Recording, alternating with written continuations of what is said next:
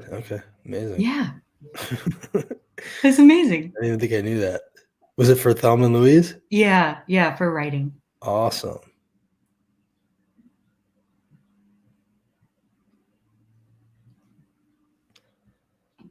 Very cool. Yeah, I saw the picture of her. I guess I should have put that together. All good. Yeah, she seems pretty awesome.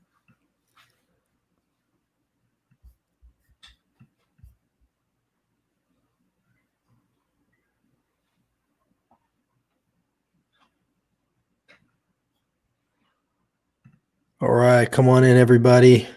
Share the link. We're back for our Holler Hour, Tuesdays, Thursdays, 2 p.m. here at the Holler. tnholler.com is where you can find us. Follow the Holler everywhere, including all of these places throughout the country and the state, West Virginia too. Cassie, how you doing? Doing well. Yeah, it's been a good day so far. Just taking it easy and working as I go. How about you? We were just talking about the cool guests that we have today. We have Callie Khouri coming on here. She's Nashville. She wrote Thelma and Louise, one of the creators, or maybe the creator of Nashville, the show, an Academy Award winner, also married to T-Bone Burnett, who a lot of country music people will know. She'll be joining us in a few minutes. Thank you all for joining us. As always, this is the Holler Hour, so if you have anything to holler about, message us in our DMs, and you can jump in here and holler with us. That's what we're hoping. This is a place for you to do all of that. There's a lot to holler about. Obviously, we have an election coming up next week. This is, I think, maybe the last. Are we going to do one on Tuesday? I think this is probably the last one we'll do. Oh, man. Yeah, because we're going to have to be prepping for Tuesday night. Yeah. Tuesday's going to be crazy. It's going to be a wild day, and hopefully you'll join us, make a plan to join us on election night. We're going to do a live stream broadcast with Afton Bain and Tequila Johnson from the Equity Alliance, who's going to be joining us live from Nigeria, we just found out. Amazing. Which is pretty sweet. So make sure to join us on election night. You can, do multiple things, have your TV on, have your laptop open. We will be here. We're going to be joined by candidates, people who are talking heads. We're going to have a lot of people popping in and out that night. It should be a fun night. Speaking of which, a couple things that have happened today. We just found out that Trump was the worst jobs president in American history. The jobs numbers are out, and through his 4 years in office, we've lost 4 million jobs. Now, granted, a pandemic is partly to blame for that, but not entirely to blame for that. And he didn't really help things with his dealing with the pandemic. That's right. The pandemic is on his head for a big part of it, for his reaction, his utter failure to protect us. And now they've essentially thrown up their hands and said that they're not going to do anything about it, which comes as really no surprise, but it just shows that all of our worst fears have been confirmed.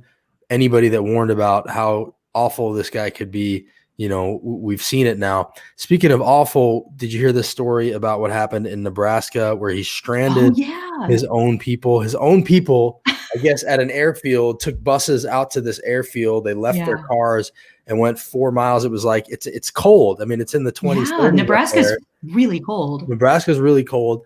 They take a bus out to this airfield. He gives his, whatever hate-filled speech that he gives.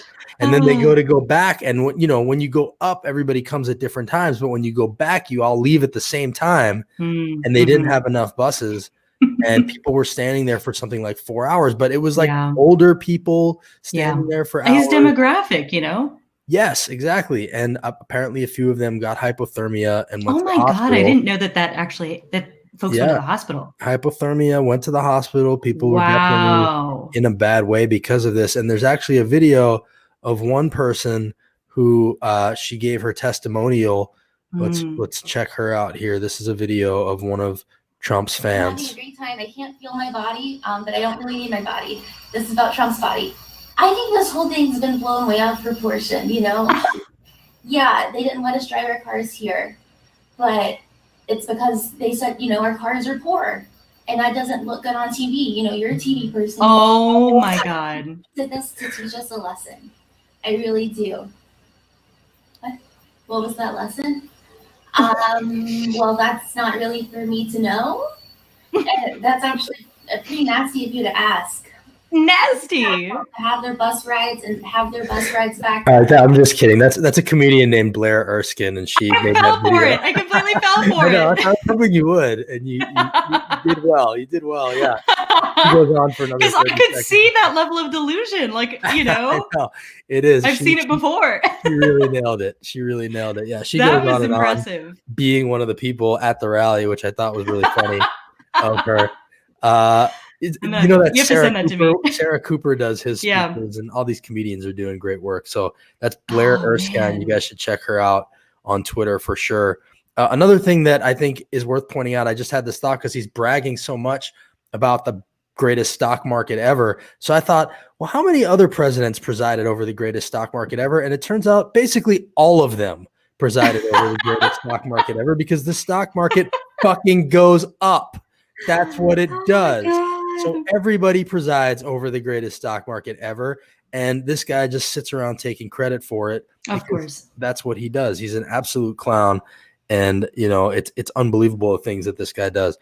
And then also back home on the home front, there's some things that are happening here in Tennessee. Obviously, we've lost a lot of people to COVID. This has now become a hotspot, as Senator Yarbrough says, that Governor Lee's county-by-county response has led to a statewide hotspot. There was an obituary of a young man named Cole Herring who died. He's a Knoxville guy. He was one of, I think, 6 brothers or something, and he was 36 years old and a chef. Just to put a face on it, that there are actually human beings behind these numbers, which I think we often forget when we're getting into these fights over masking up and whatnot, you know? Mm-hmm. Yeah, completely. It just becomes so numbing. I think that, I mean, I know that I unfortunately feel it, and I think that a lot of people do, because it's like a defense mechanism, like feel numb to the sheer numbers that are coming out. But these, as you said, I mean, this is impact, like having massive impacts on families all over the country. It's just devastating. It really is. And the numbers are showing that masks work. This is a chart that shows a mask prevalence versus the percentage of people who know somebody with COVID symptoms. There's another study that Vanderbilt just came out with, a study that says hospitalizations are increasing sharply where masks are not required. So the numbers are there. The problem is the people who don't want to believe this are never going to believe any studies. So, you know, it doesn't matter what you show them. Facts are not going to get in the way of their feelings. And that's really ultimately the problem in this country, is we can't even come to a shared set of facts anymore. Yeah. Which is so funny, because that's Ben Shapiro's favorite line. Facts don't care about your feelings. Yes. But it's just turned it on its head. I knew I got it from somewhere that but it's like true when it's applied to the right places. Obviously he doesn't apply it to the right places. But. Right. He uses it wrong. Yeah. But it is true. Just check who's funding Ben Shapiro. Right. And now Shapiro, and you'll find out why. Exactly. And now here we have these numbers that show us that this county by county response is really not getting the job done. Lee just had a press conference this week where he was asked about this stuff. He was also asked about emergency funding this was unbelievable. Our schools. And he tried to say that nobody is talking about that, completely ignoring that Democrats actually proposed a bill that did this, and Republicans killed it. Emergency funding, though, to help schools with their staffing issue. Is that something that's being explored and considered? You know, the particular funding. And first, he tries to pass the buck to counties. Schools occur, always. Those decisions occur at a district level. We leave that up to individuals. But the state could come forth with some type of emergency funding to help them with this. I'm sure that'll probably be discussed at some point, but right now that's not being discussed. So he says right now that's not being discussed, but it has been discussed. Yeah. This amendment would provide $150 million of emergency relief to Tennessee's 137 school districts. I would like to move to table amendment number 5. Matthew Hill. 22 days. Yeah. The ayes have it. The motion to adopt amendment number 5 is tabled. And they I remember killed this. it. Yeah, So, I remember this so well. Governor Lee gets asked at a press conference yesterday about funding for schools, emergency funding for schools. Democrats introduced a bill that would have given schools $150 million out of, we have $1 billion rainy day fund. It's pouring. People are getting sick. Jobs are getting lost. And all these guys are doing is getting on a bus and going around on their little bus tour saying, we have a lot of money in the bank.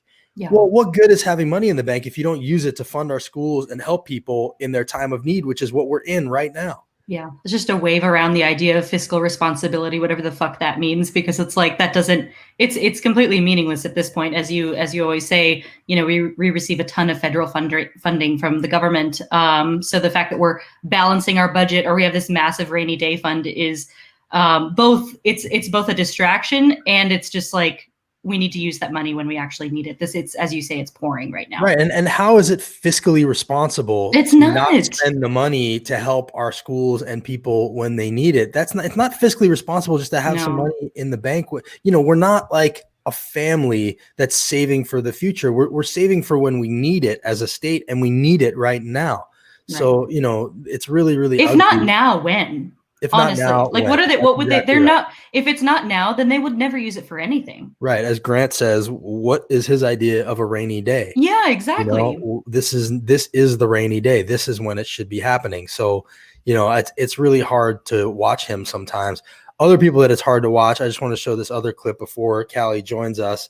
Marsha Blackburn was on the committee that was talking to Twitter and Facebook about social media this week. And she took her time to ask if somebody who was mean to her still had a job. Let's watch that. Is Blake Lemoyne, one of your engineers, still working with you? That smile. So bad. I'm not sure that he's currently an employee. Okay. Well, he has had very unkind things to say about me, and I was just wondering if you all had still kept him working there. I mean, just absolutely unbelievable for Marsha, of all people, who constantly bitches and moans about the cancel culture, to be literally using her time and her power and her power to name drop a guy who was unkind to her, to the CEO of Google. I mean, talk about abusing your office, being a snowflake, such a hypocrite. Like, it's so unbelievable that this woman is our senator. I have such a hard time with it. And as you know, in case anybody doesn't know, she is why I ran for Congress. I mean, she is so infuriating. Yeah, she's like anybody that's waited tables like has had this feeling before. Like, she's like a Karen in a restaurant who's like, I would like this server to be fired because they forgot my ketchup or some bullshit like that. It's like, that's what she's saying to the CEO of Google. Right. And yeah, it's just such an abusive power. Moment. Yeah. So, yeah, exactly. She's like, can I speak to the manager? She is the embodiment of Karen, essentially. Oh, it's so painful to watch. And, you know, she does it with that smile on her face. And by the way, it's always a good time to remind people, she has not done a town hall since February of 2017, when she did a town hall in Fairview. She got it pretty bad from the people and then went on CNN and said, oh, those people weren't even from my district anyway, when they had all been ID'd at the door. She got her spot blown up, then went back and didn't apologize, and got confronted by Wolf Blitzer about lying.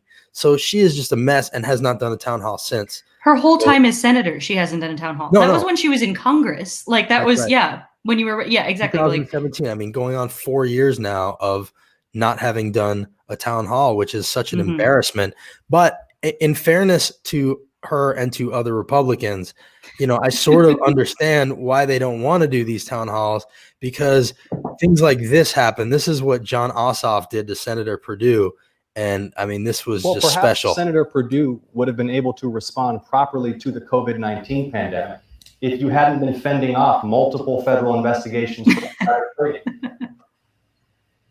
It's not just that stares at him. Silent. It's not just that you're a crook. It's not just that you're a crook, Senator. So good. It's that you're attacking the health of the people that you represent. You did say COVID-19 was no deadlier than the flu. You did say there would be no significant uptick in cases. Oh, so awkward. All the while, you were looking at your own assets in your own portfolio, and you did vote 4 times to end protections for pre-existing conditions. Put up his finger like he has anything to say. 4 times. And the legislation that you tout, the PROTECT Act, it includes loopholes that specifically just staring straight ahead. I mean, look at that guy. He's just so uncomfortable. So uncomfortable. Won't even look at him. Puts his finger up like, no, I got a good one for this. Yeah, right. You know, I mean, John he just knows he has to say something. Friggin' medal for that. And that right there, I mean, he did set us back, because if any Republicans were thinking of actually doing debates, they're not going to be doing it anytime soon after that. I know, in the age, I mean, it's been bad enough for so long, but COVID is just such a such a clear thing to talk about, like as a candidate, and like Republican failures tied to COVID, like completely. And so, yeah, just like when you have in those debate scenarios, there's not a whole lot that Republicans can do in that situation. It's really amazing. And you know, I just, when I watch that, I just think, oh, it would be so nice to have Marquita do this with Haggerty, but it's never going to happen. He was a deer in headlights, as Angel saying, you know, and what he was talking about there is Purdue got the information that the pandemic was going to be bad, and he invested in PPE companies and, you know, did all this other stuff with his own money while he was telling people it was no big deal, which so many of them did, which is so gross on every level. Right. While we're hanging out here for Callie, a couple of other things. This I thought was pretty. By the way, I wanted to know your opinion about this. The Tennessean not endorsing. Do you feel like the Tennesseans should endorse? I was a little disappointed that the Tennesseans not going to endorse in this race. I mean, because didn't they endorse, like they endorsed Mitt Romney, right? And then in 2012, and then they didn't. Right. Yeah, and then they haven't since. Yes, exactly. So, I mean, I think that non-endorsement really says a lot, like that they haven't endorsed in the past 2 elections, but they decided to endorse Romney. And they talked about how, like, maybe there's been like some, like, maybe it's really true that there has been like all this internal discussion about how they're not going to do it from now on, like at all with anybody. But I think that it's really telling that it started with the first time that Trump was running, and now it's continued since then, that they have decided not to endorse. I think that non-endorsement speaks volumes. Yeah, I do. And, you know, obviously we endorse Biden here at the Holler. I should say that so we're not hypocrites, but, you know, you think it's pretty obvious. But there have been other publications that have come out and endorsed. I mean, it's the right thing to do right now. And, you know, the idea that they're not doing that, it just seems chicken shit, honestly, at this point. Yeah. And, you know, Jeff Flake is out there endorsing Biden today. You know, I mean, this is not a tough one. So it's really something that they should think about. And I think there are definitely reporters at the Tennessean who wish they would, but sure. You know, I know it's lots also of great reporters there. It's a tough state to do it in. And then the other thing is, you know, it also probably makes it a little bit harder for them to do their job down the line in a place like the legislature where, you know, those guys are already accusing them of being leftists, you know, so I get it, but it's disappointing. It is disappointing. Yeah. I mean, I think that those are definitely good points. It is a tough state just for a lot of different reasons. But if you're going to take a stand, I feel like at any point now is the time. Okay. Well, speaking of taking a stand, we are now joined by our guest, Callie Khouri. Callie, it's so good to see you. How are you doing? Thank you for joining us and all of that good stuff. Thank you so much. I'm doing great, I'm happy to say. Well, I just want to share with you that one of our viewers who happens to share a last name with me says he worships you. This is my dad, Jeff, who is a director. I think you guys may know some people in common. He directed like Troop Beverly Hills and Revenge of the Nerds. Oh, yeah. Says he worships you. So I appreciate it. And we appreciate you joining us today. Happy to do it. So how Tennessee Holler follower. Look at that. Awesome. Yes. Awesome. Callie and I have known each other since I ran for Congress, and she's been really supportive of the Holler and of the run. Callie, what are you feeling right now as we approach D-Day? Anxiety. Yeah. You know, I mean, I'll be happy when this is over, but I'll only be happy if it turns out the way, you know. Right. There's only 2 things at stake here: democracy and sanity. Yes, those things do go hand in hand. It's true. Well, and do you have like any other candidates in Tennessee that you've latched onto and taken a liking to and been supportive of? Of course, Bradshaw. Yeah. You know, and you know, there's a lot of congressional candidates running, and I'm going to blank on everybody's. Renee Hoyas, I think. Yes. And, you know, anybody that's doing anything to kind of like stand up for the environment and stand up for, you know, citizens' rights, voting rights, you know, it's just, it's so crazy that here we are in 2020 and we're having to be worried about whether or not this is going to be a free and fair election. And, you know, just the whole thing of Tennessee being one of the few states that doesn't allow drop boxes or, you know, it's just, come on. You know, it's Secretary of Voter Suppression. Right of being a citizen in this country. It's just insane that what we're up against. You know, that that there are people out there trying to make it that hard. And obviously, we know why they're doing it. Right. And it's to enshrine minority rule in this country, but they have a plan and they've been executing it.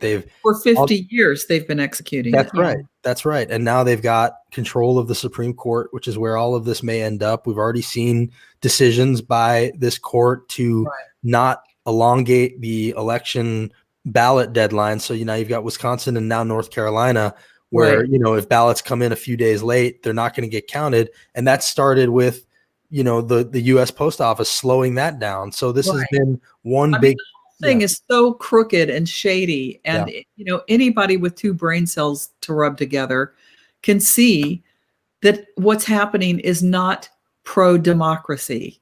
Mm-hmm. It's not. All this stuff about cheating and, it's crazy. And so much of what we're asked to, metabolize these days is so crazy.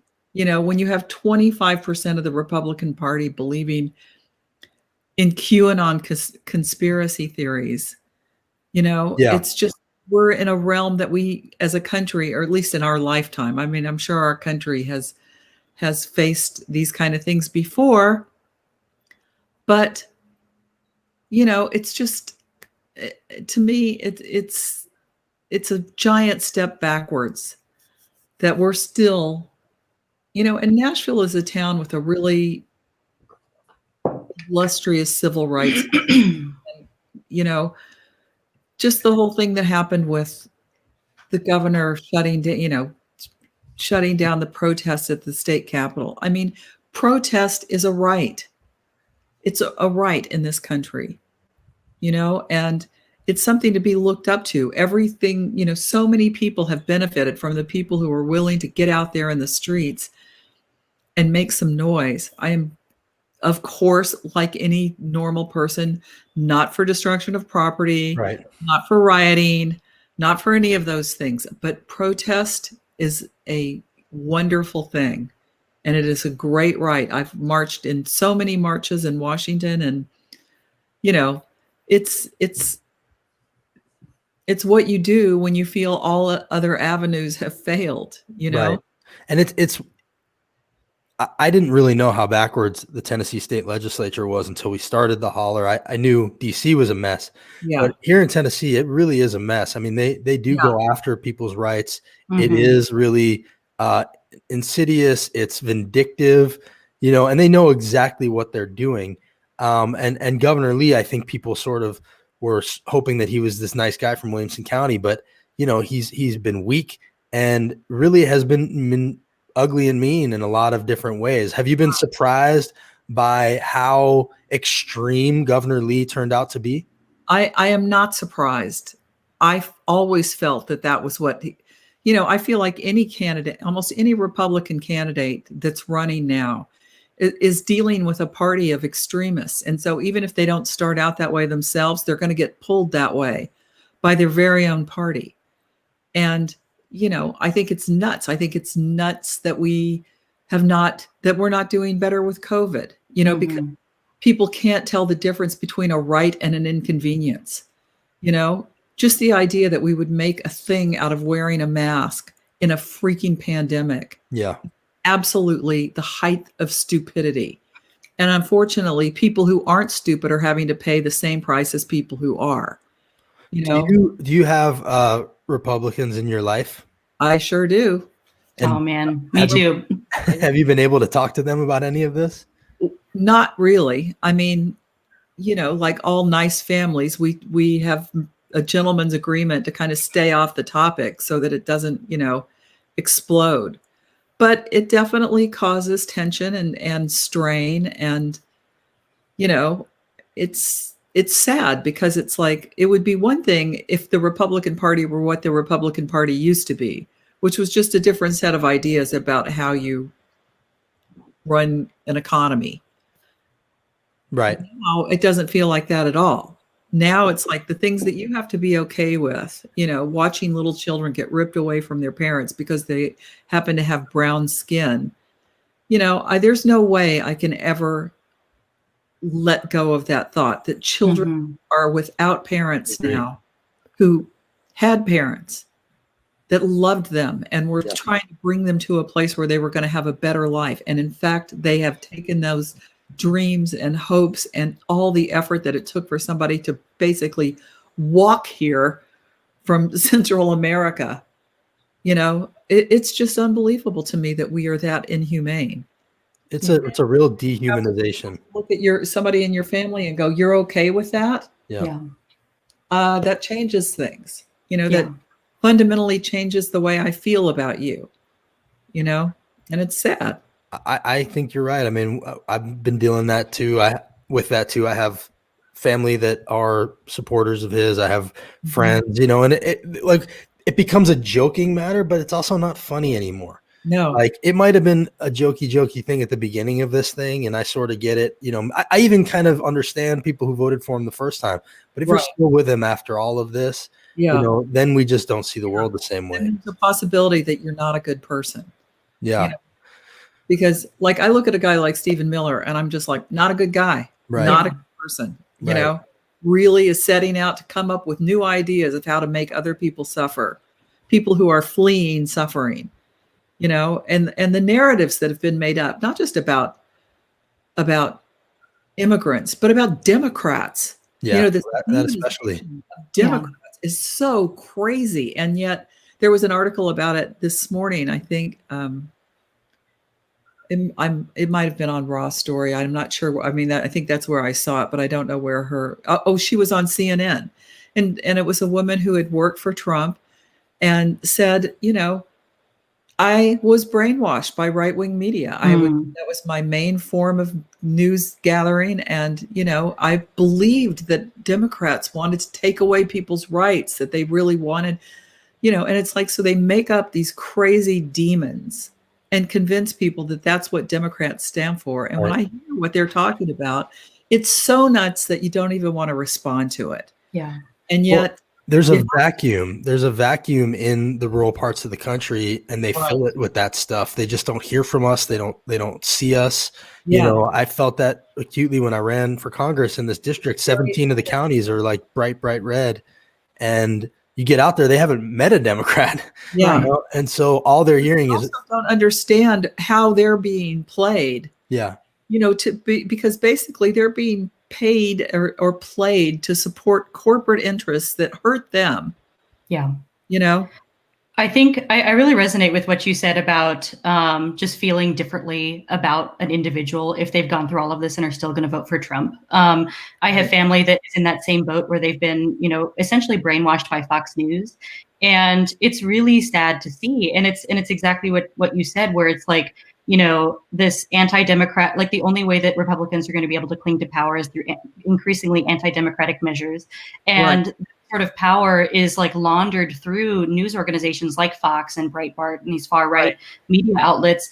And then so that it's, you know, they believe all of these, as you said, myths about Democrats. And it's such a hard thing to combat. Yeah. I mean, and it is complete and utter nonsense. You know, if 1/10 of what they said about Democrats was true, and somebody just put up on the screen, Hannah Arendt, anyone, we've all seen how this happens. You know, this is history repeating itself in the worst possible version. What's been amazing is to see the ideas that they are against now. Like you mentioned, it's not democracy. Well, they don't think we are a democracy. Like when we talk about democracy, we get blowback on Twitter like we're not a democracy, we're a republic, as though being a democracy is a bad thing now. Diversity is now a bad thing. Governor Lee just know what we're a republic means. Right. They don't know what that means. No, they don't know what it means. They just know it means, you know, majority doesn't rule. Right. Like they think, but really what it is it's a mechanism to do what you're saying, which is to keep corporate interests, you know, from being overtaken by the will of the people. And that's the main thing I wish everybody could be made to understand, is that the reason there is government, the reason there is of the people, by the people, for the people, is so that we have some mechanism in place to protect ourselves. Yes. And to speak for ourselves against giant corporations or, you know, any other large entity, which, does not have our best interest. But what we have now is we have a Congress and a Senate that has been completely co-opted, bought and paid for by the corporate interests and billionaires in this country, so that they're all going to be fine, and that we have no protections environmentally, every way you can name. We have no protections. I mean, I don't know if anybody ever saw this documentary, and you can see it on Amazon. I think if you subscribe to their documentary service, and I am a documentary fanatic, so there was a documentary they did many years ago about hot coffee, called Hot Coffee, and it was about the woman who sued McDonald's for damages, and she got like $6 million, an award of $6 million. And everybody went completely crazy saying, this is an outrage. And, this whole tort reform campaign started, which resulted in punitive damages being capped. And every single state has some kind of punitive damage cap, which means no matter what a jury awards you in punitive damages, if you have been harmed and can prove that you have been harmed, you have no recourse beyond, a fractional amount of what a jury would award you. And I urge everyone to watch that documentary, because that is just the tip of the iceberg in explaining how bad it is that the corporations are sitting in the offices of our elected representatives writing legislation to protect themselves against us. That's exactly right. We just saw it in this last session. They basically called a special session to come back and protect corporations from litigation surrounding COVID. They didn't care about schools. They didn't care about unemployment. They weren't there to expand Medicaid in a pandemic. No, they were there to indemnify corporations for forcing workers to come back to work if they get sick. Now, we just had a teacher in Rutherford County catch COVID and die. Susan Keener, I'm going to keep saying her name. A few weeks into the school year, she caught it. She died. She was not sick beforehand. Governor Lee has not mentioned her name or talked about her, but they're all indemnified now because of that special session. And so you're absolutely right. That's what they care about. Right. And, that's not the purpose of government. Government should not be there. Government is us.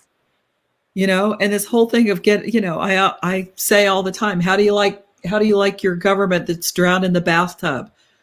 Way to go, guys. They're not small government. They're not at all small government. They're only small government on the issues that they care about.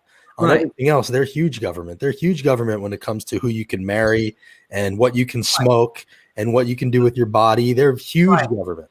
Exactly. And the hypocrisy is driving everybody mad, Well, so on a hopeful note, I don't want to keep you forever, but maybe on a more hopeful note, there are people who are running for office who are not taking corporate PAC money, who are not taking corporate money, and more young people are getting involved. Have you noticed that recently, that there's a youth movement going on? Absolutely. I have a 22-year-old stepdaughter, and she had volunteered to be a poll worker. She's, and somebody else just pointed out also before we end this rant, that they're the opposite of fiscally conservative. That's right. Money hand over fist, just not on things that benefit us. That's right. But yes, I have noticed a tremendous amount of young people, and it's very heartening because unfortunately, I'm at an age where I don't have half my lifetime again. You know what I mean? I'm on the other side. I'm past my halfway point of longevity. So these are the people that are going to have to be around to save the planet, and I wish them all the help and luck in the world, because they're sure as hell going to need it. It's all up to you, Cassie. Oh, thanks. Yeah. Well, Callie, that's what Sunrise Movement is for. And you know how the game works, and we just got to keep going. If I had thought that, 30 years later, I would still be having to talk about whether or not a woman's right to control her own body is an issue. Part of it is I totally support freedom of religion, and theocracy is not freedom of religion. And that is what we have here. 100% what we have here in Tennessee. Yes. People trying to force their religious beliefs onto the general population. Openly. I mean, it's not even a secret here in Tennessee. I can't tell you how many times I've heard legislators in the state capitol openly say, we're doing this for Jesus. We're doing this, Right. And again, I have no problem with religion either or faith at all, but ruling in that way is fundamentally against everything. Anti-American. It's completely anti-American. I think it really shows like how important it is to, because obviously Roe was passed, decades ago at this point, Right. how important it is to like keep even if you think you've won something, you need to keep arguing for it. Otherwise, eventually you're going to lose and regress. It's the same with like gay marriage, all of these issues that we need to continue fighting for. That brings me to my next point, and that is midterm elections and local elections. They turn out to be the most important ones. The presidential election, obviously, this time is so important because everything is at stake, because this is a guy who is absolutely, completely uninterested in, one, the safety and well-being of American people, two, is beholden to God only knows who. We don't know who he owes money to. Yeah, exactly. And the people that he admires and looks up to are dangerous to their own populations. But three, the people who are making the local and state decisions, those are the ones that you have to really, really, really be involved. So that's what affects people's lives more than they even realize. If we win the presidency, that's great. We're only a little bit of the way there, Yep. that we cannot fall back and rest. And I think this was a huge mistake that a lot of people made when Obama was elected, was they kind of went, did that, great. Oh, that's so true. Kick back, and he kept saying himself, it's not me, it's we, it's you, Right. Did you watch the Pete Souza documentary? Yes. Oh my gosh. I cried.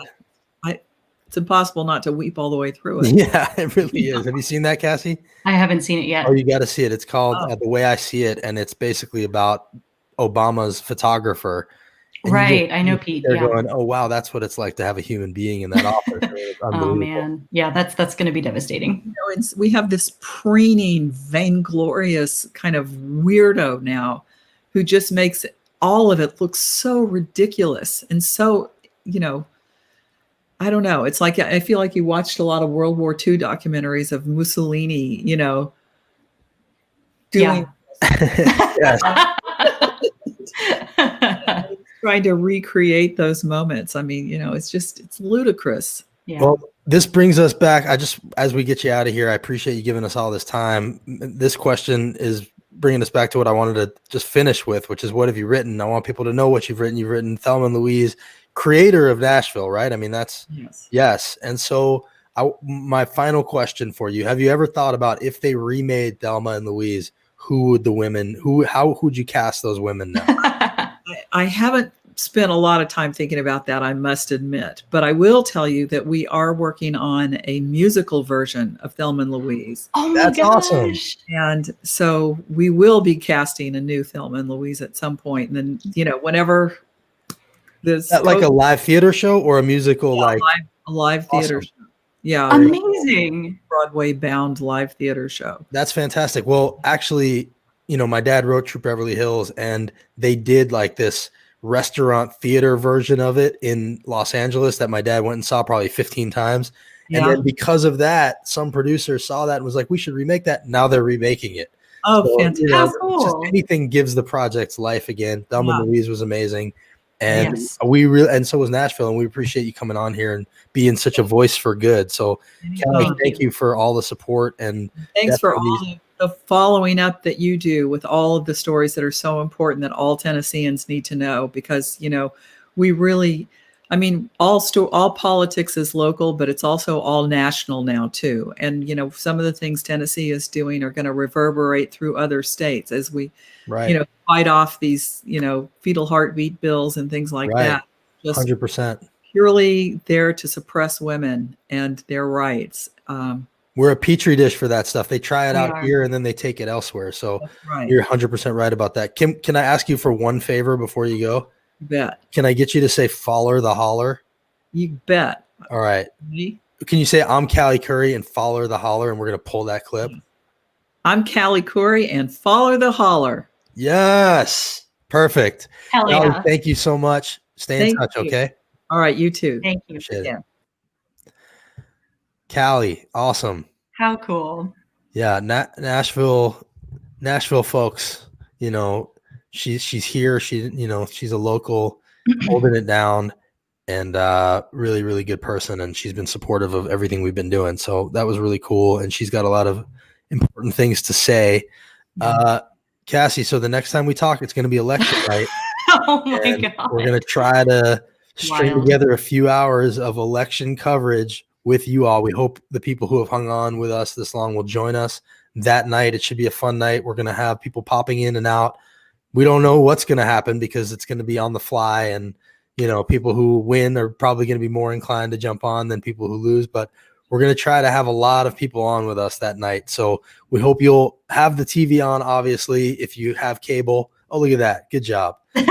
Just real quick. There it is. We haven't released that. This is a teaser of this image. If you're watching now. Yes, you get our election night graphic exclusive. So that'll be happening that night. Check us out. Join us. It should be interesting and fun, and hopefully a good night. It would be great. I mean, I'm not ruling out the idea that we might actually know who the next president is that night. I really, fingers crossed, because if that happens, it's not going to be Trump, because he's not going to win the popular vote. There's no way. Right. So if we know, then it's going to be Biden. If we know, it's a good thing. Maybe. Yeah. Although we knew the bad thing last time too. So I don't know. Yeah, I don't know. I think that if whoever it is doesn't win the popular vote, there's going to be so much contention and so many things that are contested that we won't know that night. But all right, you're right. I shouldn't say. I shouldn't say for sure. I don't know. All right. Join us Tuesday. Either way. What did that say? I got to look at the graphic. Oh. When are we starting? Oh, I just kind of threw a number. 6 p.m. Is that when we're actually starting? Oh, I don't know. All right, yeah, we'll figure out when we're starting. I guess I should have double checked that next week. first. Thank you for joining us as always. Thank you.